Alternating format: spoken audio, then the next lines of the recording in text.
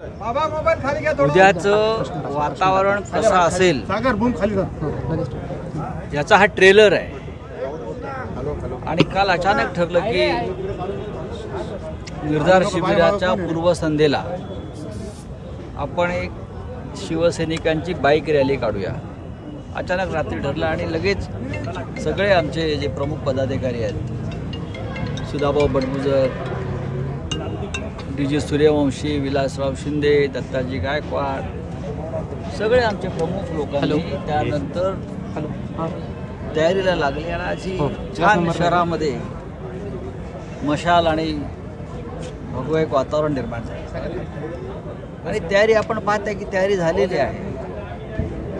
शहरामध्ये शिवसेना नव्या उभारीनं पुढे जाताना तुम्हाला उद्या दिसेल। विधानसभाचे निकाल आम्ही विसरलेलो आहोत, पण लढाई चालू राहील। हा जो पराभव आमचा नाही आहे तर हा घातपात आहे। हा घातपात आम्ही विसरणार नाही, त्याच्यामुळे ती लढाई चालू राहील। पण आम्ही आता पुढल्या लढाईसाठी सुद्धा आम्ही तयारीला लागलेलो आहोत। या शिवसेनेचे सगळेच नेते येत आहेत आणि माझ्यासारख्या माणसानं बाळासाहेबांबरोबर अख्खं आयुष्यभर काम केलं, त्यांच्याबरोबर सातत्यानं मी राहिलो। मला असं वाटतं की बाळासाहेबांचे विचार हे कायम शिवसैनिकापर्यंत पोचायला पाहिजेत आणि मी सतत ते प्रयत्न करत असतो। मग लिखाणातून असेल, सिनेमाच्या माध्यमातून असेल, मी सतत करत असतो की बाळासाहेब लोकांमध्ये राहिले पाहिजे। आणि मला असं वाटतं की अशी शिबिरं असतील, सभा असतील, त्यात बाळासाहेबांचे लहान लहान विचार जर मला वेगळ्या तंत्रज्ञानाच्या माध्यमातून देता आले तर मी देण्याचा प्रयत्न करतो। ते बघू ना उद्या।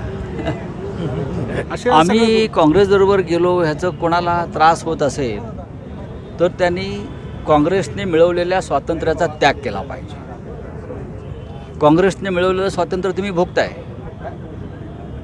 जे हे प्रश्न विचारतायत त्यांचा या देशाच्या स्वातंत्र्याच्या लढ्यामध्ये काही योगदान नाही। स्वातंत्र्याची लढाई काँग्रेस पक्षानं केली, फासावर काँग्रेसचे लोक गेले, तुरुंगात काँग्रेसचे लोक गेले। ते स्वातंत्र्य तुम्ही फुकटात उपभोगताय, मजा मारताय, लुटताय। आणि आम्ही काँग्रेसबरोबर सहभागी झालो एकत्र तर तुम्हाला त्रास व्हायचं कारण नाही। पण केवळ काँग्रेसच नव्हतं सर, इतर पण फक्त काँग्रेसच होती म्हणून स्वातंत्र्य मिळालं असं नाही, अनेक घटक होते त्यावेळी। उदाहरणार्थ भारतीय जनता पक्ष तर नव्हता, नाही म्हणजे पक्ष, राष्ट्रीय स्वयंसेवक नव्हता, संघ नव्हता, नक्कीच कम्युनिस्ट पक्ष होता, त्याला गदर पार्टी म्हणतो आपण।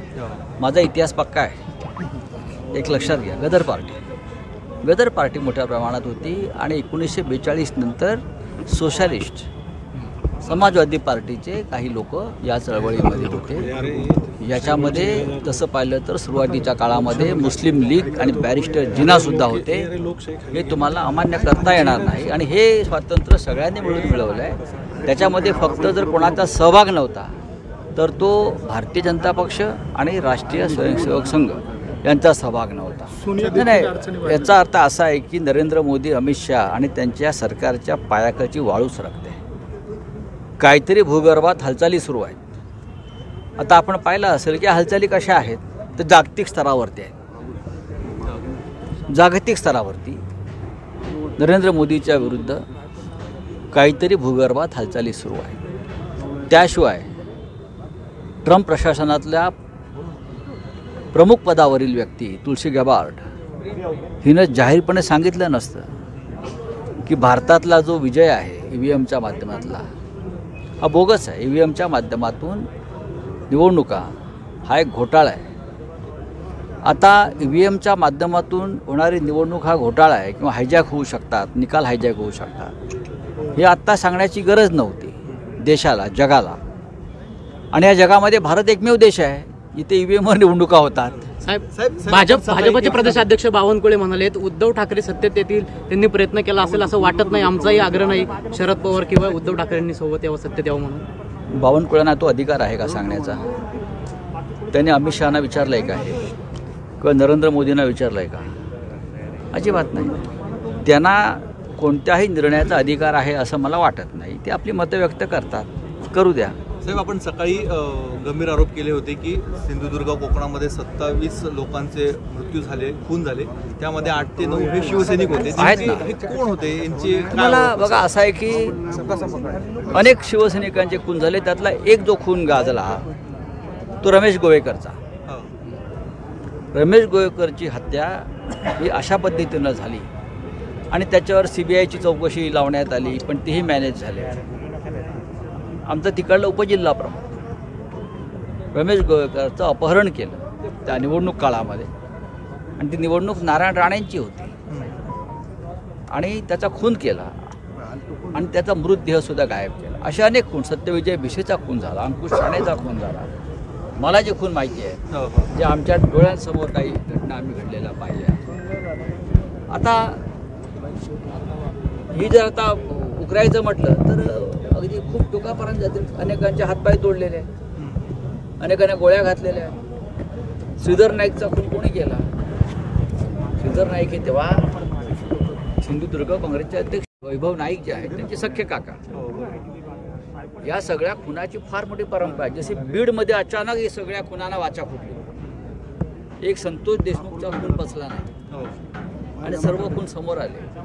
सिंधुदुर्गात त्याच पद्धतीनं होऊ शकतो. काँग्रेसमधून शिंदे गटामध्ये गेलेल्या नाशिकच्या हेमलता पाटील ज्या आहे, त्यांनी पुन्हा शिंदेच्या शिवसेनेतून बाहेर पडायचा निर्णय घेतलेला आहे. एकीकडे निधी थांबवला आहे शिंदेच्या शिवसेनेचा, म्हणून जे आता तिकडे गेलेले ते थांबायला बघा, सुरुवात तिथे जे झाली. गेले ते पैशासाठी गेले. निधी असतील, रोख रकमा असतील, आपल्यावरील खटले, केसेस, गुन्हे ते दाबण्यासाठी असतील, आपली संपत्ती वाचवण्यासाठी असतील. शिंदेची शिवसेना असूच शकत नाही. शिंदेचा एक गट आहे बरं का, आणि तो घोटाळेबाज लोकांचा गट आहे. त्या गटात जे जातात तिथे जातात, फक्त असे बुडबुडे आहेत, ते कधी फुटतील, मागे येतात परत.